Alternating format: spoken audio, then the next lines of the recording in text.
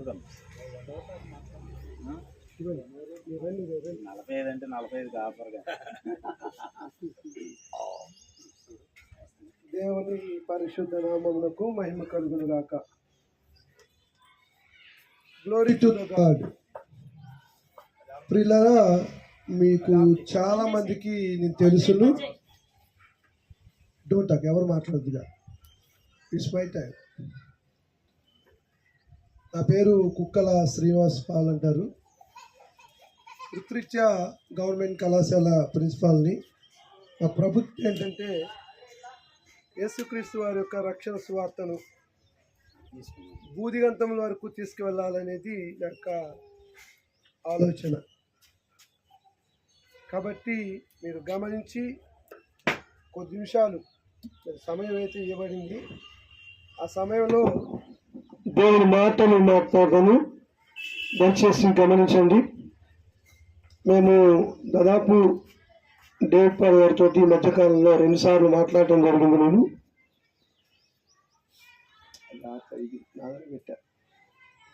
దీన్ని పెట్టా, నువ్వు వెళ్ళుగా. 2 సార్లు మాట్లాడడం జరిగింది. నేను ఎవరు ఏంటి అనేటువంటిది ప్రాముఖ్యంగా అన్నయ్య కనకరాజు గారు కూడా నా గురించి చెప్పారు. వాస్తవంగా మాది మధుర అండి. ఈ ఇల్లు మాదే. పక్కన ఒక వసారులో దాదాపు 25 సంవత్సరాల నుంచి కనకరాజు గారు ప్రభు సంఘం నడిపిస్తూ ఉన్నాడు. నా జీవితం ఏంటంటే ముందుగా పెంతెకొస్తు అనుబంధంలో నేను పెరిగాను. అంటే హైందవుగా ఉన్నాం ఫస్ట్.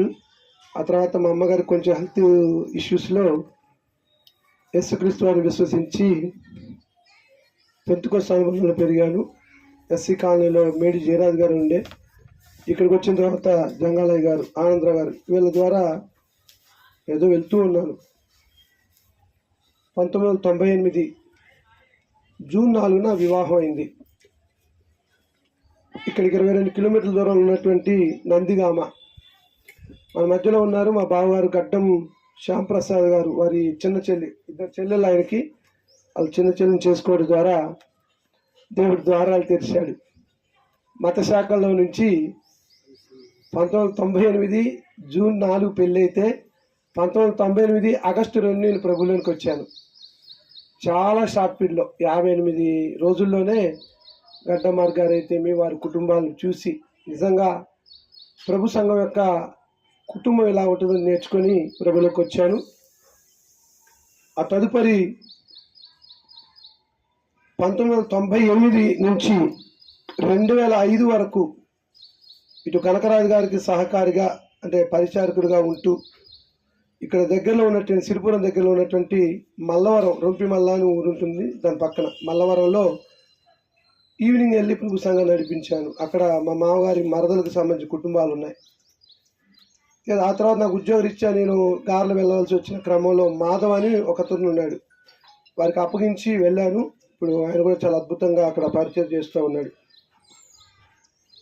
ఇది ఈ సందర్భంలో నాకు ఇవ్వబడినటువంటి అంశం ఏంటి అని అంటే, పోయినసారి ఒక వ్యక్తి అడిగారంట, క్రిస్టమస్ 25 నుంచి చూపిస్తాను అని చెప్పేసి అన్నప్పుడు మరి సమయం అయితే ఇవ్వలేదు. కానీ ఇక్కడ కోడిగుడ్ల సత్యానందం గారు అల్లుడు బాబురావు గారు ఉంటారు, ఆయన కండక్టర్గా చేశారు. పోయిన శుక్రవారం ఆయనతో నేను మాట్లాడటం జరిగింది. బైబిల్లో ఏదన్నా డౌట్ ఉంటే అన్న, సభా మర్యాద ఏంటంటే క్లాస్ చెప్పేటప్పుడు ఎవరు డిస్టర్బ్ చేయకూడదు. రాసుకోండి, మీకు బైబిల్లో ఉన్న 66 పుస్తకాల్లో ఏ డౌట్ వచ్చిందో రాసుకోండి. అయిపోయిన తర్వాత అడగండి. ఒకవేళ తెలియకపోవచ్చు, ఎందుకంటే మనం అంతా బైబిల్ పండితులం కాదుగా, తెలుసుకొని చెప్తాం. తెలిస్తే ధారాళంగా చెప్తాం. అది పద్ధతి. తర్వాత ప్రాముఖ్యంగా మనం గుర్తుంచుకోవాల్సిన విషయం ఏంటంటే, ఒక సేవకుడిగా సువార్థికుడిగా పని చేస్తున్నట్టు మనము మొట్టమొదటిగా క్రమశిక్షణ అనేది నేర్చుకోండి. నా బైబిల్ స్కూల్లో 10 అంటే అసలు ఎట్టి పరిస్థితుల్లో లేటు రాని, 10కి స్టార్ట్ అయ్యింది. ఇదే నడిపించలేదు, ఆరాధన నడిపిస్తాం. దయచేసి మీరు పెద్దలు, చిన్నవాడిని నన్ను ప్రేమతో క్షమించండి. నందిగా నుంచి గడ్డం శ్యాంప్రసాద్ గారు వచ్చారు. తర్వాత ఈ పెద్ద ఆయన వచ్చారు, ఈయన అజయ్ కుమార్ గారు వచ్చారు. ఇంకో తమ్ముడు వచ్చారు. కనకరాజు గారండి, ఆయన తప్పదుగా. 10 లోపు నేను వచ్చాను ఖమ్మం నుంచి. వచ్చి నేనే ఆరంభ ప్రార్థన చేసి చేయడం జరిగింది.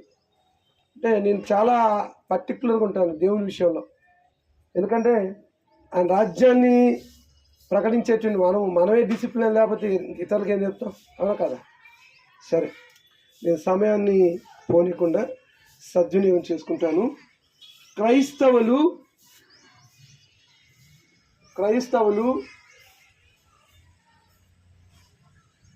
పండగలు ఆచరించవచ్చా లేదా పాటించవచ్చా? చాలామంది తెలుసు, కాకపోతే మళ్ళొక్కసారి నేను వాళ్ళని నేర్పాలనే ఆలోచనలో ఉన్నాను. లేకపోతే క్రైస్తవుల పండగలు వాక్యానుసారం అనేటువంటి టైటిల్ పెట్టుకోండి. ఈనాడు క్రైస్తవులమని చెప్పుకునేటువంటి సోకాల్డ్ పాస్టర్స్ కావచ్చు, బిషప్స్ కావచ్చు, లేకపోతే రెవరెండ్ కావచ్చు, చాలామంది మనం చూస్తూ ఉన్నాము లోకల్లో. వారు అద్భుతంగా యేసుక్రీస్తు వారి యొక్క పుట్టిన దినమైనటువంటి క్రిస్టమస్ని డిసెంబర్ 25 ఘనంగా చేస్తున్నారు. ఈ 10 సంవత్సరాల కాలంలోకి వచ్చిన ట్రెండ్ ఏంటంటే సెమీ క్రిస్మస్లని ఒక నెల ముందే జరుగుతున్నాయి, చాలా ఆడంబరంగా కదా.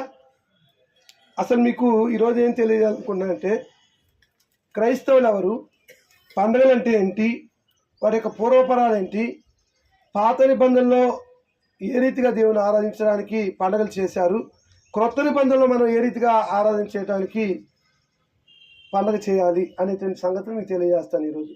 వాస్తవంగా ఇది చెప్పడానికి 2 hours పడుతుంది, అయినా గంటలో ముగించిన ప్రయత్నం చేస్తాను. జాగ్రత్తగా వినండి. పరిశుద్ధాత్మ దేవుడు ఈ బైబిల్ని రాయించాడు అనేది మనందరికీ తెలుసు. ఇకపోతే ఏ కాలంలో పండుగలు చేశారు అనేటువంటి విషయం మనకు తెలియకపోతే గుడ్డెది కనుక చేలో పడితే ఎట్లది ఇష్టం వచ్చి తొక్కేసినట్టే బాధ చేయాల్సి వస్తుంది. అందుకని పర్టికులర్గా మీకు చెప్తున్నాను, బైబిల్ మేధావులు లేక పండితులు స్కాలర్స్ ఏం చేశారు అంటే బైబిల్లో ఉన్నటువంటి 66 పుస్తకాల్లో పాత నిబంధనలో ఉన్న 39, క్రొత్త నిబంధనలో ఉన్నటువంటి 27 వెరసి 66 పుస్తకాలని కొన్ని యుగాలుగా విభజించారు. అందులో మొట్టమొదటి యుగం ఏంటంటే పితరుల యుగం. ఆదికాండం 1వ అధ్యాయం మొదలుకొని నిర్గమకాండం 19వ అధ్యాయం వరకు ఈ ఎవరు మాట్లాడద్దు, తెలిస్తే వినండి, తెలియకపోతే నేను అడిగి చెప్పండి. 69 పుస్తకాల చరిత్ర 2500 సంవత్సరాలు. పితరుల యుగం ఇది ఆదికాండము 1వ అధ్యాయము లగాయత్తు నిర్గమకాండము 19వ అధ్యాయం వరకు పట్టిన కాలం ఎంత? 2500 సంవత్సరాలు. క్రీస్తు పూర్వం, దీని ఏమంటారు? Before Christ. ఆ తర్వాత మోషే యుగము లేదా దీనికి ఇంకో పేరేంటండి? ధర్మశాస్త్ర యుగము. ఇది మీకు తెలుసు. ఈ ధర్మశాస్త్ర యుగానికి క్రీస్తుకు పూర్వం ఇది కూడా ధర్మశాస్త్ర యుగము. మోషే కాలంలో మోషే ద్వారా ఈ ధర్మశాస్త్ర యుగము అనేది ప్రారంభించుకుంది. ఇది ఎక్కడంటే నిర్గమకాండము 20వ అధ్యాయం నుంచి కొత్త నిబంధనలో అపోస్తుల కార్యం గ్రంథం ఉంది కదా, 1వ అధ్యాయం వరకు ఉంది. దీని పట్టిన కాలము 500 సంవత్సరాలు. ఇది క్రీస్తు పూర్వము. కొంచెం ఒక 20-30 ఇయర్స్ వచ్చేసి క్రొత్తను కలిసింది. ఆ తర్వాత మరొకటి ఉంది, అది ఏంటంటే క్రైస్తవ యుగం. ఈ క్రైస్తవ యుగం అనేది అపోస్తుల కార్యములు 2వ అధ్యాయం మొదలుకొని ప్రకటన గ్రంథము 22వ అధ్యాయం వరకు ఉంది. నేటికి ఇది ప్రారంభించబడి 2026 సంవత్సరాలు అవుతుంది. ఇది క్రీస్తు పూర్వం కాదు, క్రీస్తు శకం. వాస్తవంగా ప్రకటన గ్రంథం అనేది వర్తమాన భూత భవిష్యత్ కాలాల్లో దేవుడు యోహాను గారి చేత రాయించాడు. ఈ ప్రకటన గ్రంథం మనకు అర్థమైతే బైబిల్ మొత్తం అర్థమైతే. ప్రకటన గ్రంథంలో జరిగింది రాయించాడు, జరుగుతున్నది రాయించాడు, జరగబోయేది కూడా రాయించాడు. కానీ నేను క్రైస్తవ యుగం ఇన్ని సంవత్సరాలని చెప్పడానికి నేను సాహసించట్లేదు. ప్రజెంట్ ఇప్పటికీ క్రీస్తు ప్రభు పుట్టిన కాంచి సుమారుగా అప్రాక్సిమేట్, అంత యాక్యురేట్ కాదు, 2020 సంవత్సరాలు అయింది. ఇంకెంతకాలం ఉంటుందో చెప్పలేము. ఒక విషయం అయితే చెప్పగలను, ఏంటంటే క్రీస్తు ప్రభు యొక్క 2వ రాకడ వరకు క్రైస్తవ యుగం ఉంటుంది. అవునా? రైట్. ఇప్పుడు ఇందులో ఒక మాట అంటాడు తిమోతికి అపోస్తలుడైన పౌలు రాస్తూ, 2వ పత్రిక రాస్తూ, తిమోతి రాసిన 2వ పత్రిక 2వ అధ్యాయము 15వ వచన భాగంలో ఒక మాట రాయబడింది. తిమోతి రాసిన 2వ పత్రిక 2వ అధ్యాయం 15వ వచనంలో, దేవుని యొక్క యోగ్యుని గాను, సిగ్గుపడనక్కర్లేని పనివాని గాను, సత్యవాక్యమును సరిగా విభజించి బోధించువాని గాను, నిన్ను నీవే దేవునికి కనపరుచుకుంటకు జాగ్రత్త పడుము. ఎవరిని చెప్తున్నాడు ఈ మాట? పౌలు గారు ఎవరికి చెప్తున్నాడు? యవనస్తుడైన తిమోతి చెప్తున్నాడు. ఎందుకు చెప్తున్నాడు? జాగ్రత్త ఉందంటే అక్కడ అపాయం ఉందని అర్థం. రైట్? జాగ్రత్త అంటే అక్కడ అపాయం ఉంది. కలిపి చెరిపిన బోధలు వచ్చాయి ఈనాడు. వచ్చాయా? ఈ మధ్య కాలంలోనే బాగా వైరల్ అవుతున్నటువంటి విషయాలు మన ఆంధ్ర, తెలంగాణ, బెంగళూరు, తమిళనాడు విషయాల్లో యేసుక్రీస్తు వారి యొక్క దేవత్వాన్ని ఛాలెంజ్ చేస్తూ యేసు దేవుడు కాడు అని చెప్పేటువంటి గుంపు బయలుదేరింది. అలాగే యేసుక్రీస్తు వారు ఆరాధనకు పాత్రుడు కాడు అనేటువంటి గుంపు బయలుదేరింది. మరి అలాంటప్పుడు మనం ఏం చేయాలి? ఫస్ట్ ఆఫ్ ఆల్ దేవుని యొక్క యోగ్యునిగా ఉండాలి. యోగ్యత అంటే ఏంటి? యోగ్యత అంటే అర్హత, అంతేనా? బైబిల్ పరిభాషలో యోగ్యతను గురించి ఏం చెప్తానంటే, కొరింథీయుల 2వ పత్రిక 10వ అధ్యాయం చివరి వచనం ఉంటుంది, 10, 11 యోగ్యతను గురించి చెప్తాడు. ప్రభువు మెచ్చుకున్నవాడే యోగ్యుడు కానీ తనకు తాను మెచ్చుకున్నవాడు యోగ్యుడు కాడు. మనల్ని ఎవరు మెచ్చుకోవాలి? దేవుడు మెచ్చుకోవాలి. దేవుడు ఏమైనా డైరెక్ట్ వచ్చి మెచ్చుకుంటాడా? కళలో చెప్తాడా? మరి ఎలా మెచ్చుకుంటాడు? అయ్యా, చేసే పనిని బట్టి, మన ఒకసారి దేవునితో చేసుకున్న ఒడంబడిక, నేను బ్రతికినంత కాలము నీ సేవ చేస్తూ ఆత్మల భారం కలిగి బ్రతుకుతాను అని ఒక్కసారి సేవకుడుగా నువ్వు వచ్చిన తర్వాత ఎన్ని విపత్కర పరిస్థితులు వచ్చినప్పటికీ కూడా లోకం వైపు కానీ మన పాత జీవితం వైపు కానీ తిరగకూడదు. దీన్ని ఏమంటారు? నిష్ఠ అంటారు. ఏ నిష్ఠ? ఈ మధ్య తీసుకుంటున్నారు చాలామంది దీక్షలని. మన క్రైస్తవ లోకంలో వచ్చి 40 రోజులు చేస్తున్నారు మన సహోదరులు కొంతమంది, తెలుసా? యేసుప్రభు దీక్ష చేయట్లేదండి ఇప్పుడు. లెంట్ డేస్ అని బ్లూ డ్రెస్ వేసేసుకొని, మనలో ఆ పూసలు వేసుకొని, చెప్పులు లేకుండా, వాళ్ళు కూడా ఏదే మన హిందువులు కనుక అయ్యప్ప స్వామిలు కనుక, లేకపోతే విజయవాడ కనకదుర్గం వాళ్ళు వేస్తారు దీక్ష. అవే పద్ధతులు పాటిస్తూ ఆ 40 రోజులు కూడా చాలా నిష్టగా చేస్తారు. అది అంతవరకు వాళ్ళకి 40. కానీ ఒక సేవకుడిగా లేకపోతే ఒక క్రైస్తవుడిగా దేవుని విశ్వసించినటువంటి మనము మన జీవిత కాలము, ఏమంటాడు కీర్తనకారుడు? జీవితకాలం అంటే 90వ కీర్తన 10వ వచనంలో, మానవ యొక్క ఆయుష్ 70 సంవత్సరములు, అధిక బలం ఉన్న 80 సంవత్సరములు, అదియును ఆయాసము దుఃఖమే కదా. మీ అందరికీ తెలుసు. ఈ 70-80 సంవత్సరాలు బ్రతికినంత కాలము మన యొక్క విశ్వాస జీవితాన్ని కాపాడుకుంటే, పౌలు గారు చెప్పినటువంటి మాటలన్నీ మనకు కూడా వర్తిస్తాయా? ఏంటవి? నా విశ్వాసము కాపాడుకుంటుని, నా పరుగు తుదముట్టించుతుని, నా కోసం ఏముందంట? నా కోసం మాత్రమే కాదు, ప్రభు యొక్క రాజ్యాన్ని విస్తరించేటువంటి ప్రతి ఒక్కరి పైన ఉంటుందని వాగ్దానం చేశాడు. అవునా? తిమోతి పత్రిక చదివితే మనకు అర్థమైంది.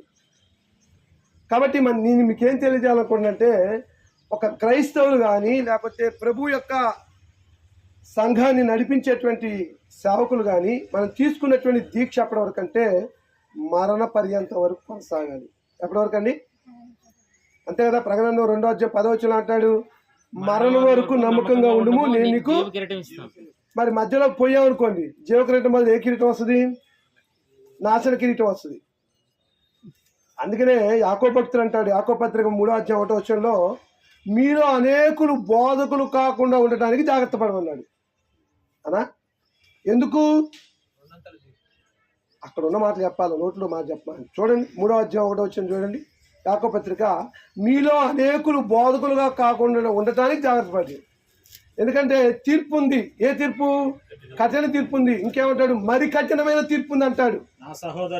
నా సహోదరులారా బోధకులమైన మనము మరి కఠినమైన తీర్పు పొందుదామని. ఏ తీర్పు అండి? మరి కఠినమైన. నేను అందుకోసం 3 రకాలు చెప్పా. తీర్పు ఉంది. తీర్పు ఎవరికి? అందరికి ఉంది. కఠినమైన తీర్పు ఉంది. ఇంకా సేవకులకి ఏంటంటే మరి కఠినమైన తీర్పు. ఉదాహరణకి ఒక దైవజనుడిగా నేను కొంతమందిని ప్రభు సంఘంలోకి నడిపించాను, లేకపోతే మీరు నడిపించేటువంటి సంఘంలో నడిపించాను. అది సరైన మార్గం కాదు. నేను నడిపించాను కాబట్టి నీ ద్వారా విన్నటువంటి ఆ విశ్వాసులు ఎవరైతే ఉన్నారో మా అయ్యగారు ఏం చెప్తే అది చేశాము కాబట్టి మీరు సేఫ్ అనుకుంటున్నారు. కానీ నేను చెప్పినటువంటి మార్గమే సరైనది కాదు. కలిపి చెరిపోయినటువంటి బోధలు విని వాళ్ళు తీసుకొచ్చాడు. తీర్పు సమయానికి వెళ్ళారు. విశ్వాసులు అడుగుతాడు, మీరు ఎవరి ద్వారా రక్షణ పొందారంటే పాలానా కుక్కల శ్రీనివాస్ పాలంటాడు. ఆయన అసలుకి ప్రభు ఏర్పాటు చేసిన రాజ్యం లేడు కదా, మీరు అట్లా వచ్చారని అంటే ఉదాహరణ చెప్తున్నాను. మళ్ళీ మిమ్మల్ని అంటే ఫీల్ అవుతారో నాకు నేను చెప్పుకున్నా. కాబట్టి అక్రమము చేయవారులారా ఎవరు ఇవ్వమంటాడు? ఆ ఉన్న 10 మంది కాదు, వాళ్ళందరికీ తీర్పు ఎవరికి వస్తుంది?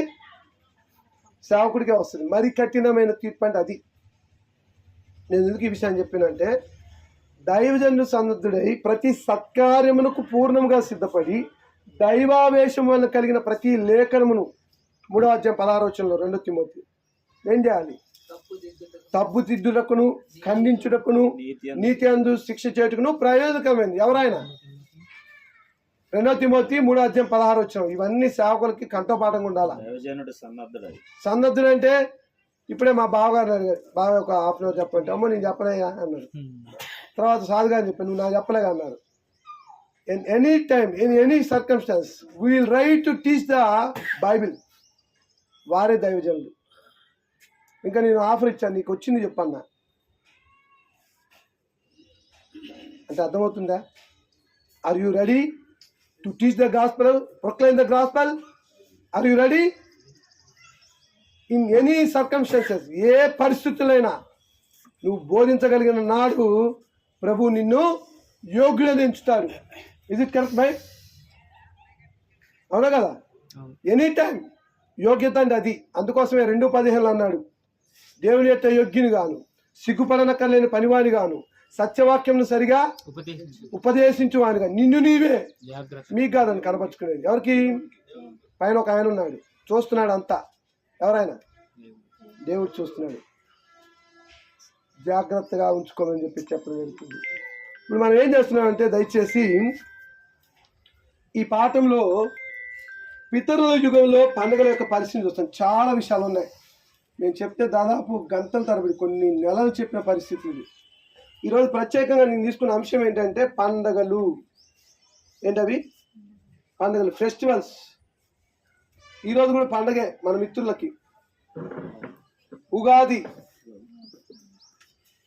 మన సహోదరులు ఇంటి పక్కన ఉన్న వాళ్ళు, ముందు ఉన్న వాళ్ళు, అనుకున్న వాళ్ళకి ఏ పండుగ ఇది? ఉగాది అంటే యుగానికి ఆది అని అర్థం. ఈ మధ్యకాలంలో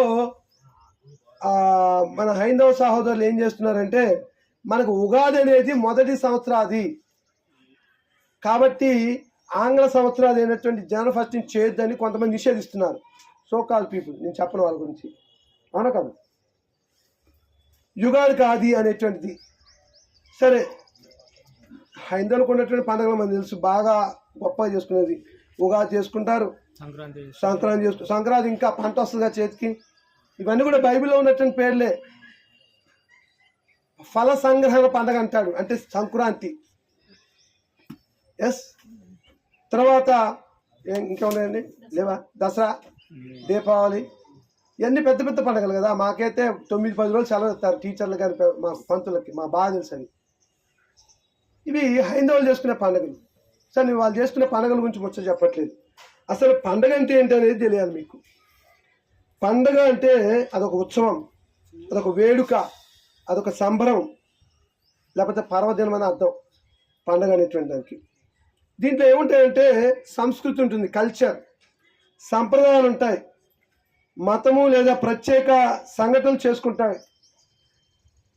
ఇది చేసుకుంటూ సముదాయంగా జరుపుకునేటువంటి శుభవేళని పండుగలు అంటారండి. తెలుగులో వీటిని తిరునాళ్ళు పేరున్నారు. ఎప్పుడైనా మన మదర్లో జరుగుతుంది ఫిబ్రవరిలో 3 రోజులు తిరునాళ్ళు. మేము చిన్నప్పుడైతే వెళ్ళి అమ్మ ఆడుకునేది తిరునాళ్ళు. అది ఏంటి తిరునాళ్ళు? పూజలు కాదు, మాదంతా బెలూన్స్ అవి ఉంటాయి కదా, కొనుక్కోవడం, రింగులు ఆటం తిరగటం, చెరుకు కాలుతుంది, ఇది మా తిరునాళ్ళ తిరునాళ్ళు. ఇంకపోతే జాతర అని కూడా అంటారు. ఇవి భూ సంబంధంగా ఉన్నటువంటి వాటి యొక్క పేర్లు, అవును కదా. అర్థం ఏంటంటే వాటి ద్వారా ఆనందం కలుగుతుంది, ఆధ్యాత్మికం కలుగుతుంది, సాంప్రదాయాలను పంచుకునే శుభచయము పండుగలు. మీరు చూసారో లేదో, ఒక సంక్రాంతి వచ్చిందంటే పిల్లలు ఎక్కడెక్కడో ఉంటారు, అందరూ కూడా ఒకే దగ్గరికి వచ్చేస్తారు, అందరూ ఒకే దగ్గరికి వస్తారు. చాలా ఆనందంగా ఉంటుంది. మనవలు మనవరాళ్ళు వాళ్ళు వీళ్ళు అందరూ కలిసి అబ్బా కదా, అది పండగ. అంటే పండగ అనేది మనుషులకి ఆనందాన్ని కలగజేస్తుంది, దాంతోపాటు ఖర్చును కలగజేస్తుంది. ఉన్నోడు బాగా చేసుకుంటాడు, లేనోడు అప్పు తెచ్చుకుంటాడు. ఉదాహరణకి క్రిస్మస్ పండుగ ఉంది మనకి కదా, మనకంటే మన సహోదరులు చేస్తున్నారుగా, వారికి ఉంది. క్రిస్మస్ అంటే బాగా చేయాలనుకుంటారు. నాకు తెలిసిన కుటుంబాలు ఉన్నాయి, ఆ క్రిస్మస్కి ఏం చేస్తారంటే చాలా డబ్బులు అప్పు తెచ్చుకుంటారు, ఖర్చు పెడతారు, మంచి బట్టలు కొనుక్కుంటారు, పండుగ చేసుకుంటారు. పండుగ అంటే ఏముందండి, మంచిగా మాంసం వండుకోవడం, తినటం, బట్టలు తెచ్చుకోవడం, ఒకసారి చర్చికి పోతారు, అయ్యగారు చెప్పినట్టుంది, అయ్యా గాలి రాదు వదిలేసి డిస్టర్బ్ ఏంటి ఇలా ఉంటుంది అన్నట్టు. సరే నేను ఆ పండుగల గురించి చెప్పట్లేదు, కానీ పాత నిబంధనలో పితరుల కాలంలో కానీ, ధర్మశాస్త్ర యుగంలో కానీ, క్రైస్తవ యుగంలో కానీ దేవుడైనటువంటి యెహోవా పండుగలు చేసిన సందర్భాలు ఏమన్నా ఉన్నాయా? ఉదాహరణకి పితరుల యుగంలో మనం చూసినప్పుడు అబ్రహాం కానీ నోవాహు కానీ బలిపీఠం కట్టి దేవుని ఆరాధించిన సందర్భాలు ఉన్నాయి. బలిపీఠం దానికి సర్టెన్ టైం లేదు, పలానా పండుగని చెప్పలేదు. బలిపీఠం కట్టి వారికి దేవుడు చేసిన మేలును బట్టి బలి అర్పించి దేవుని ఆరాధించారు. కానీ ఎస్పెషల్లీ పండుగల రంగాన్ని మనం ఎక్కడ చూస్తాము అని అంటే ధర్మశాస్త్ర యుగంలో చూస్తాం. ధర్మశాస్త్ర యుగంలో మోషే ద్వారా ప్రారంభించబడింది మీకు తెలుసు. నిర్గమాకాండము 1వ అధ్యాయంలో మోషే అనేటువంటి వ్యక్తి కనపడతాడు. నేను బైబిల్ గురించి మీ అందరికీ తెలుసు అని నేను దాన్ని జోలిపోవట్లేదు, నా పాఠం సరిపోదని. మోషే సుమారుగా క్రీస్తు పూర్వము 2500 సంవత్సరాల తర్వాత వస్తాడంటే 1500 కాలంలో టైం లైన్ చెప్తాడు మా సాధు. బైబిల్ రాయడానికి పట్టిన కాలం 1600 సంవత్సరాలు. పాత నిబంధనలు ఉన్నటువంటి 39 పుస్తకాలు రాయడానికి 1500 సంవత్సరాలు. కరెక్ట్గా మిడ్ పాయింట్లో మోషే వస్తాడు. 2000లో అబ్రహాం వస్తాడు, ఆ తర్వాత మోషే వస్తాడు. మోషే ద్వారా దేవుడు ఐగుప్తు దాస్యానికి వెళ్ళినటువంటి 6,03,550 మందిని కాల్పాలని చెప్పాడు. పిల్లలు, భార్యలు, ముసలి వాళ్ళ గురించి చెప్పలేదు. నేను మొన్న ఊరికి లెక్కేస్తే 30 లక్షల పైచీలకు వచ్చారు ఇజ్రాయెల్ ప్రజలు. ఆ 30 లక్షలు ఉన్నటువంటి వారిని ఐగుప్తు దాస్యం నుంచి విడిపించాడు. ఆ విడిపించినటువంటి క్రమంలో మనకు తెలుసు 10 రకాల తెగుళ్ళు అనేవి వారు కలిగజేశాడు దేవుడు. అందులో చివరి తెగులేంటి? సంహారక దూత. ఆ సంహార దూత ఎవరి ఇంటికైతే ద్వారబంధకాలకు రక్తము తాపించబడదో ఆ ఇంట్లోకి వెళ్ళి ఆ ఇంట్లో ఉన్నటువంటి ప్రథమ సంతానాన్ని, జంతువుల్లో ప్రథమ జంతువుని చంపేశాడు. సంహార దూత చంపేశాడు. సో ఐగుప్తు అంతా కూడా హరిఘోష. ఇక ఫరో తట్టుకోలేక మీరు ఉత్సవం చేసుకోవడానికి వెళ్ళండి అని చెప్పేసి మోషే అధ్యక్షతన ఇజ్రాయెల్ ప్రజలను పంపించాడు. ఎక్కడికి వెళ్ళారు? వాస్తవంగా వాళ్ళు పండుగ చేసుకోవడానికి వెళ్ళారు. అవునండి, అడిగాడు ఈయన మోషే. ఫరోతో అంటున్నాడు, మేము అరణ్యంలోకి వెళ్ళి ఉత్సవం చేసుకోవడానికి పంపించకుండా నా తెప్పలు పెట్టాడు. దేవుడు 10 రకాల తెగుల ద్వారా బుద్ధి తెప్పించి చివరి తెగులైనటువంటి సంహార దూత, పాస్ ఓవర్ అంటారు. దానికి మరొక పేరు ఏంటంటే పస్కా. ఏంటది? ఇజ్రాయెల్ ఆచరించినటువంటి మొట్టమొదటి పండుగ ఏంటంటే పస్కా. ఏంటది? పస్కా. ఈ పస్కాకు మరొక పేరు పులేని రొట్టెల పండుగ. పులేని రొట్టెలు పండుగ. ఈ పస్కా ఎప్పుడు వస్తుందో ఎవరైనా చెప్పగలరా? అబీబు నెలలో 15వ తారీఖు వస్తుంది. సరే, ఆ నెలలు ఇప్పుడు చెప్పాలంటే టైం సరిపోదు, కానీ పస్కా ఏ రోజు వస్తుంది ఎవరైనా చెప్పగలరా? ఏ రోజు వస్తుంది పస్కా? ఉన్న ఆదివారం, సోమవారం, మంగళవారం, గురు ఇవి ఉన్నాయి కదా 7 రోజులు. ఆ 7 రోజులు ఏ రోజు వస్తుంది పస్కా? ఆదివారం వస్తుంది. వెరీ గుడ్, ఆదివారం వస్తుంది పస్కా. ఆ తర్వాత 50 రోజుల పండుగ రెండోది, దాన్ని పెంతుకోస్తు అంటారు. ఏ కోస్తు? పెంతుకోస్తు అనే సంఘంగా సుమి, పెంతుకోస్తు పండగ. ఈ పెంతుకోస్తుకే మరొక పేరు ఏంటంటే వారాల పండగ. ఏం పండగ? వారాల పండగ. 7 వారాలు వస్తాయి. 7 వారాలు వస్తాయి. దీనికి మరొక పేరు ఏంటంటే 50 రోజుల పండగ అని కూడా అంటారు. పెంటెక్ అనేటువంటి పదం వాడాడు గ్రీకులో. వింటున్నారా? ఇక్కడ గమనించండి, పస్కా పండుగ, దానికి మరొక పేరు పులియని రొట్టెల పండుగ. పులియని రొట్టెల పండుగ. రెండోది పెంతుకోస్తు పండుగ, దానికి మరొక పేరు ఏంటి అంటే వారాల పండుగ. అలాగనే మూడో పండుగ ఉంది, ఏంటది? పర్ణశాల పండుగ. దానికి మరొక పేరు గుడారాల పండుగ, పర్ణశాల పండుగ. పర్ణశాల అంటే మన భద్రాశాల దగ్గర ఉంది కదండి, ఏమండి? పర్ణశాల లేదా చర్ల దగ్గర? పర్ణశాల పండుగ. దీనికి ఇంకో పేరు ఏంటిది? గుడారాల పండుగ. ద్వితీయోపదేశ కాలము 16 వచనంలో, ద్వితీయోపదేశ కాలం 16 వచనంలో దేవుడిని యెహోవా మోషే అధ్యక్షతన ఇజ్రాయెల్ ప్రజలను చేయమన్నటువంటి పండుగల గురించి చెప్తాడు. ఏటికి 3 మార్లు, అంటే సంవత్సరానికి 3 మార్లు. మొట్టమొదటిది పస్కా పండుగ దినాల్లో, రెండోది పెంతుకోస్తు పండుగ దినాల్లో, మూడోది గుడారాల పండుగ దినాల్లో. ఇజ్రాయెల్ ప్రజలు ఎక్కడ ప్రపంచంలో ఉన్నా యెరూషలేము వచ్చి వారి యొక్క సంతానాన్ని దేవుని కనపరుచుకొని మోషే నియమించిన కానుక ఎంత? 10వ భాగం, 10వ వంతు చెల్లించాలి. అలా చెల్లించబోతే వాడు శాపగ్రస్తుడు. చదవండి ఒకసారి 18 ద్వితీయోపదేశ కాలము 16. ఏటికి 3 మార్లు అనగా పొంగని, ఇంకో పేరు కూడా ఉందండి, పులియని రొట్టె అంటే పొంగని రొట్టె పండుగ. వారముల పండుగలోను, పర్ణశాల పండుగలను నీ దేవుడైన యెహోవా ఆయన సిద్ధపరిచే స్థలం ఒకటి ఉంది. ఏంటది? యెరూషలేము. చూడండి, ఎవరంట? మీ మగవారందరినీ ఆయన ఆయన సన్నిధి కనబడగలను. వారు ఒట్టి చేతులతో కనపడక నీ దేవుడైన యెహోవా నీకు అనుగ్రహించిన దీవెన చెప్పున ప్రతి వాడును తన శక్తి కొలది ఇవ్వలేదు. ఇంకా ఉన్నాయి, ఫల సంగ్రహణ పండుగని, ఏమండి? తర్వాత ఈ అన్ని వీటికే కోత పండుగ లేదు కాదు, ఇదే పెంతుకొస్తే పేర్లు, నానా రకాల పేర్లు ఉన్నాయి. నిజం. అయితే ప్రాథమికంగా ఈ 3 పండుగలు ఎవరు చేయాలి? ప్రశ్న, ఎవరు చేయాలి? నేను ఇశ్రాయేలునా? నేను కుక్కల గోత్రికుడిని, అంటే అన్య జనాంగం నుంచి వచ్చిన వాడిని. నేను ఇజ్రాయేల్ కాదు. ఒక విధంగా ఆత్మ సంబంధం ఇజ్రాయేల్ని అయి ఉండొచ్చు, కానీ భౌతిక సంబంధమైన ఇజ్రాయేల్ అవడానికి ఎట్టి పరిస్థితుల్లో అవకాశము లేదు. నాది రూబేను గోత్రం కాదు.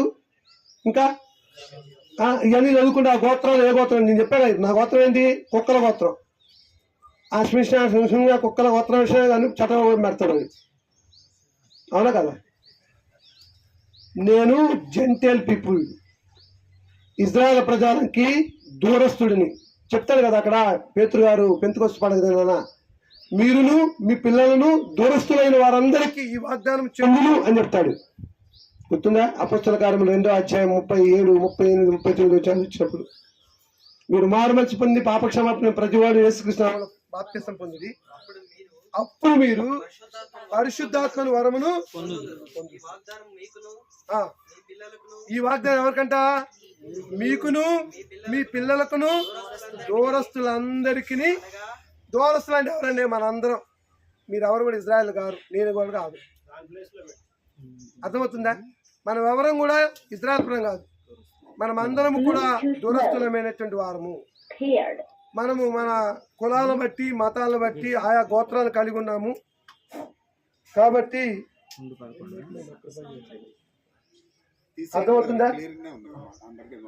అర్థమవుతుందా? ఇది సంగతి.